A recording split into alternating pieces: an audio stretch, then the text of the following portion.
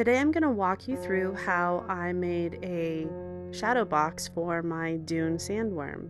My first step was to figure out the ratios, so I experimented a little bit, made a mock-up, and my plan was to make this very much like this painting surface right here. Only on top of it there's going to be molding to make the edges, and the artwork will be glued inside. You can see the molding would be similar to this, and D-rings to hang it onto the wall like my normal canvases. For supplies, you can see my costs here. I needed Gorilla Glue, wood glue, D-rings, nails, wood filler, spray paint. I decided on semi-gloss and flat. 2x1s. This will make the edge of the frame.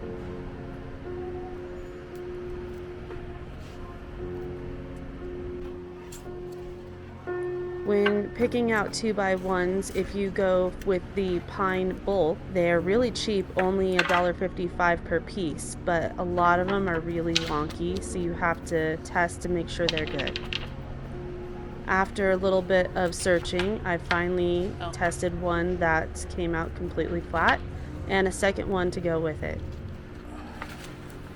The top part is the molding to make my own frame. This one's kind of pretty, but too wide.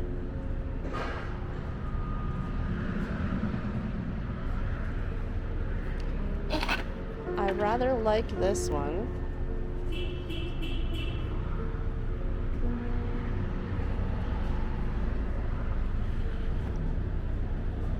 It's 2 1/4. There are some cheaper versions of it. This one looks pretty good.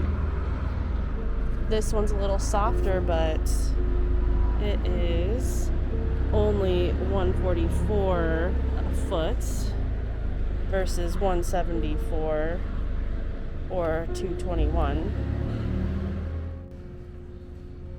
And here's the solid wood, nicer finishes I was looking for. This one is 2 inches like I was looking at, and it is $20 for 8 feet. A little thick on the inside.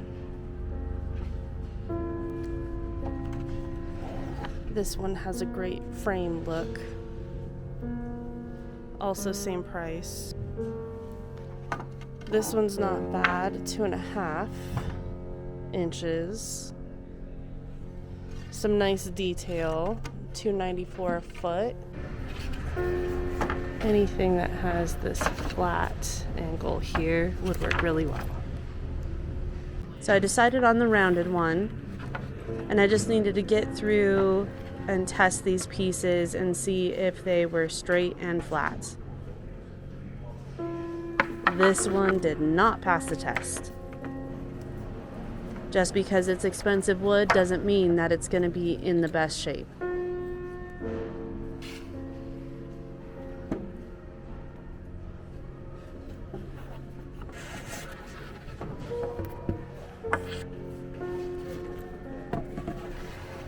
I did find some pieces that were in really good shape and gathered them up.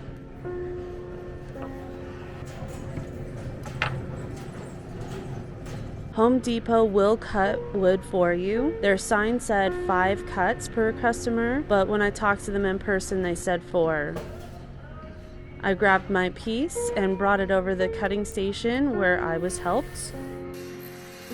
And I just cut mine down into a couple of pieces.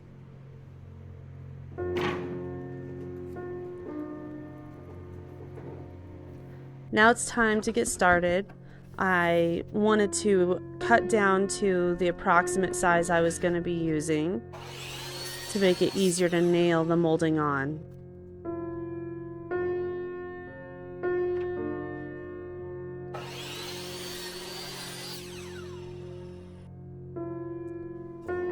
The molding gets attached to the back edge, and to make sure things stay secure, I'm using wood glue and nails. A thin layer of wood glue gets applied to both surfaces that are going to be touching.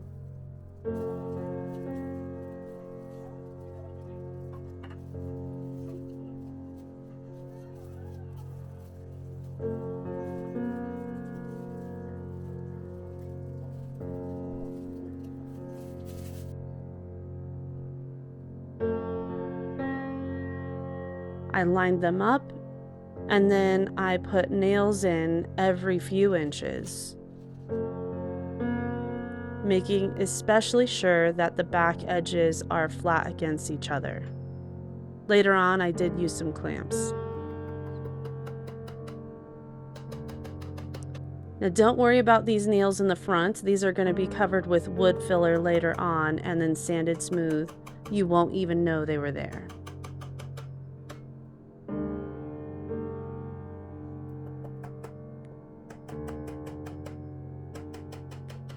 I wiped the excess glue so I wouldn't have to sand quite so much off later. And here's the wood filler covering up my nails. This wood filler actually fades to beige as it dries. I had to redo one of my nails right here, so the wood filler just gets rid of that.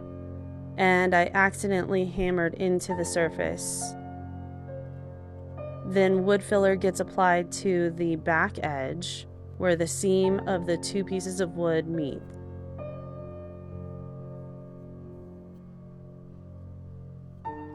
The hardboard needs to be sanded a little bit so that way the paint will stick to it.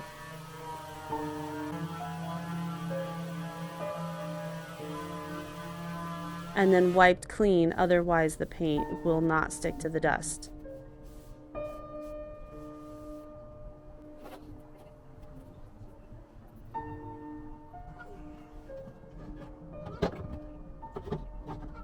I spent a little bit of time sanding the tops of the boards over where the nails are.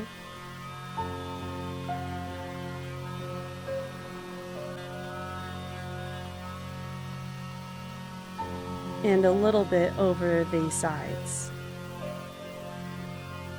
I wanted to make sure that when I did my cuts, they would be very even. And this needs to press against the back of my saw.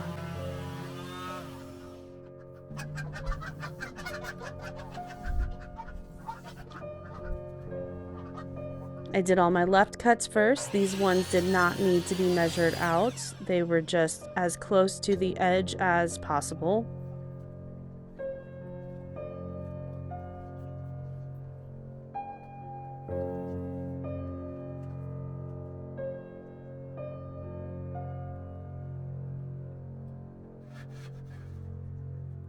I love this saw stand. I got it on Amazon and it's designed to fold up, which is great for a tiny space. I measured out where the right cut would be on all of my boards and cut that angle as well. I used the wall to make sure everything matched up. And as you can see, it worked out perfectly. I set up my clamps so that way I could have everything ready for when I put on the glue.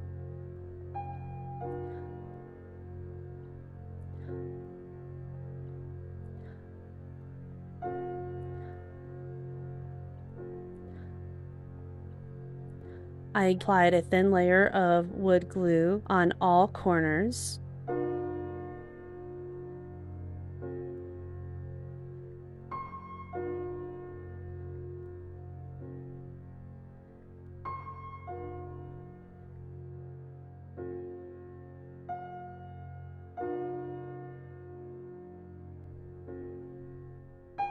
And then tightened my clamps. This part has to be done very quickly. It's a good idea to have somebody to help you because the glue is going to start setting up pretty quickly and you have to adjust and make sure the clamps are in exactly the right spot.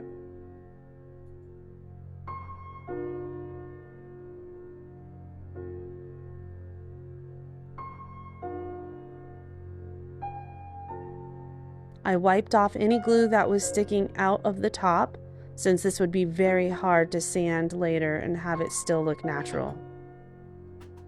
I reinforced every corner with a nail going from each direction.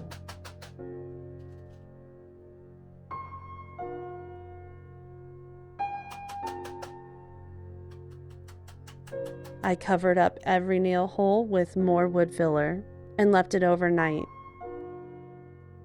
The next day I took off the clamps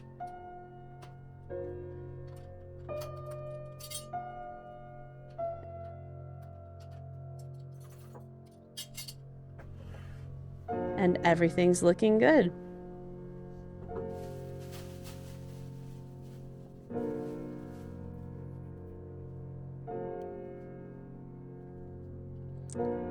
I did a first layer very thinly with the satin and allowed it to dry, and then sanded that down because the first layer of paint tends to make the wood grain rise up.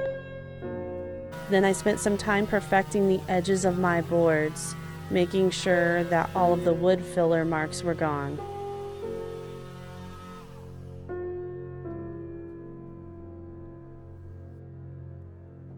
I wiped off all my dust again,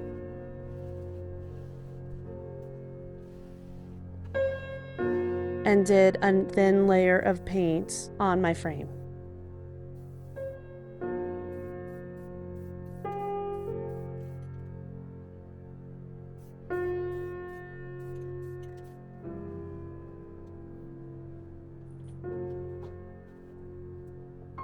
I used a paintbrush to make sure all of the dust was getting out of all of the designs before I wiped down and sprayed the top part. I used my spare pieces of wood to brace up. I wanted to avoid any pooling paint.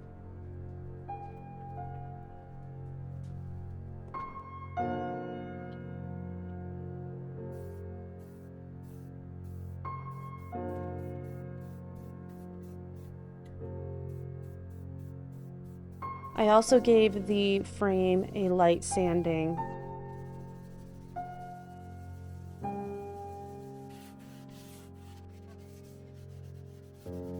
And cleaned off all the dust.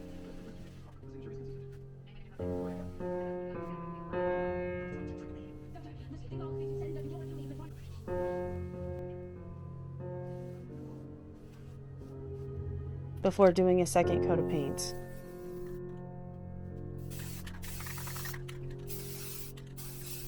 I did a third layer of paint, but did not need to sand again. For the back piece, I used flat paint for the second and third coats. I didn't want the inside to reflect too much light.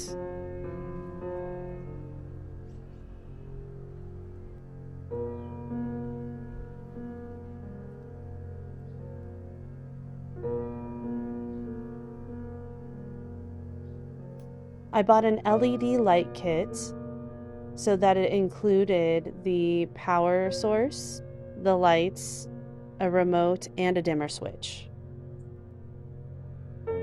I did a test fitting just using a little bit of masking tape.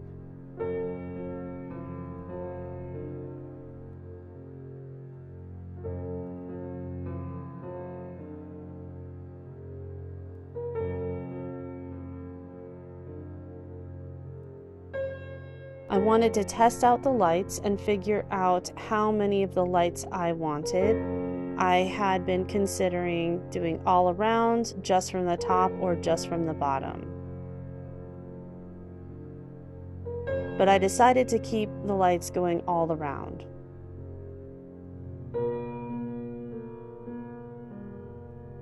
Since that is how I taped it in place, I was able to just peel the back and attach it to the sides. These lights will be hidden behind the lip and shine nicely onto the metal artwork.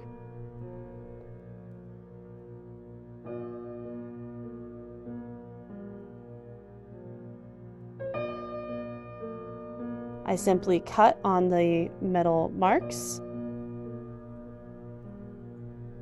and stuck the ends down.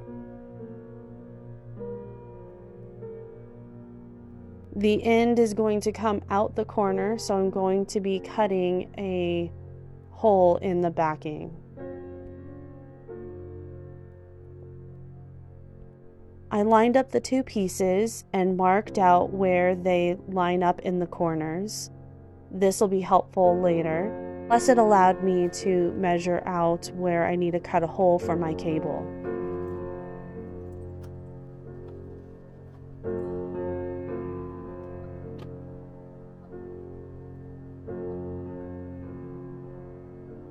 I couldn't find my drill, so I ended up using my Dremel to make the hole in the backboard. And a little bit of paint to go around the hole. This part needed to be really fast. I used a sponge to apply glue to the edge, staying inside of the pencil marks on both the front and the back piece. Being extra careful that glue was not going to squirt into the inside, since I wouldn't have much time to wipe and clean those later. Once I lined up the pieces, I hammered again every few inches to attach the back to the frame.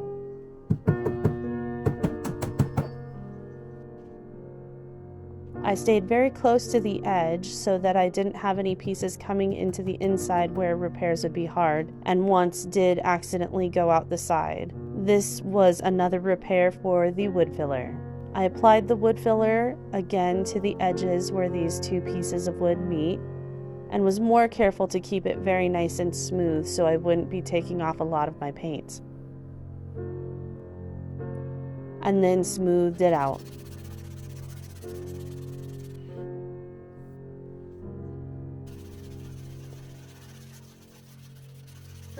This lip was uneven, a slightly wrong measurement, so I needed to take a lot of time to smooth this area out.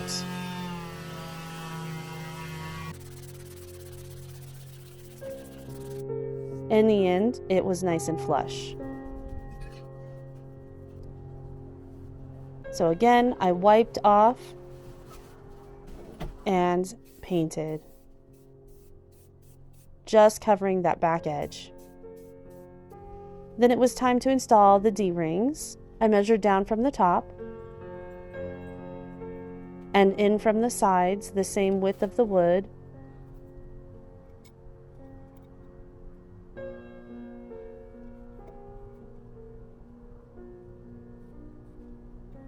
I had left a gap before, so there are no nails that would be in my way.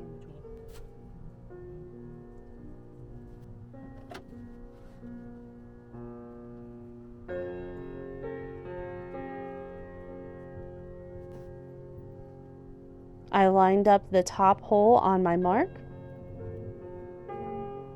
and then marked out where my second hole would be and used my Dremel to make the holes. I actually really liked using the Dremel for this. Controlling the speed made it really easy.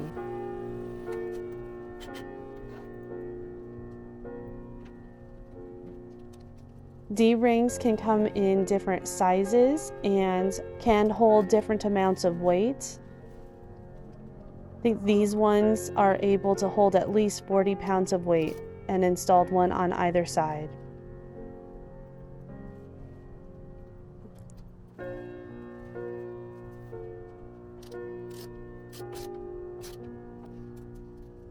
And here is the Shadowbox completed. You can see the top is nice and smooth. And the D-ring and the hole for my plug.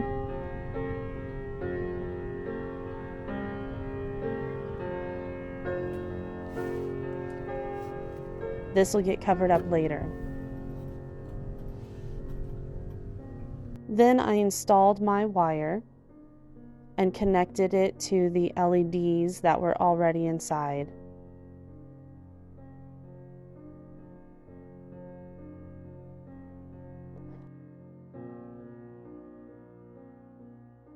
I used some gaff tape to hold it to the edge and to cover up the white. I decided to use white cable, so that way when it's hanging on the wall, the cable would blend right in.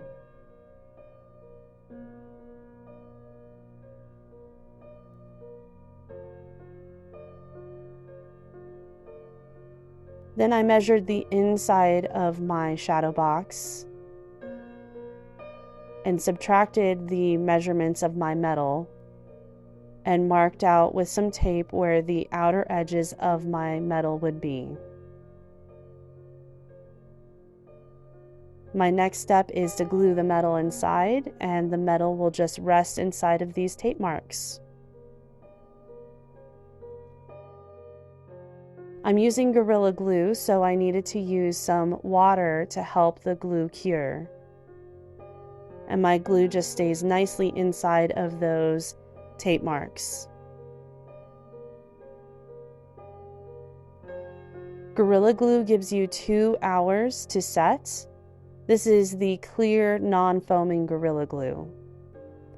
This gives me plenty of time to check my measurements, to shift things around. And then I use some magazines, some very old magazines, to lightly hold my metal in place. I left it overnight, and then the next day came and removed the magazines.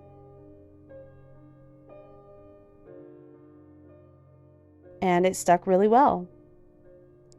I needed to install the anchors in the wall, so I measured how much distance there was from the top of the D-ring to the other D-ring and put the screws into the wall. They're really easy to install, and it hangs very straight and flat against the wall. I put the plug in and got the remote ready, and here we go. This is my completed sandworm hanging on the wall in my homemade shadow box. I am so thrilled with how this turned out. It's just like I had imagined in my mind, and I am so proud of the professionalism I was able to accomplish with this. I think it's both beautiful in the dark and with the lights on. And did you notice my nod to Beetlejuice sandworms with my blanket on the couch? Even not lit up, I think it looks really cool. This was the original plan, and the lights were kind of a sudden bit of inspiration right when I was getting ready to get started. The remote allows different light patterns, different brightnesses, show off different details with the metal, and make the gold look different tones. See how flat and nice it lays against the wall. D-rings are such a great way to hang large artworks. Look at how nicely the cable blends in with the wall. This absolutely makes me want to create even more embossments in shadow boxes. And I just had to make an extra bit of video clip showing this on my counter. The reflection from my kitchen counter makes this look absolutely stunning.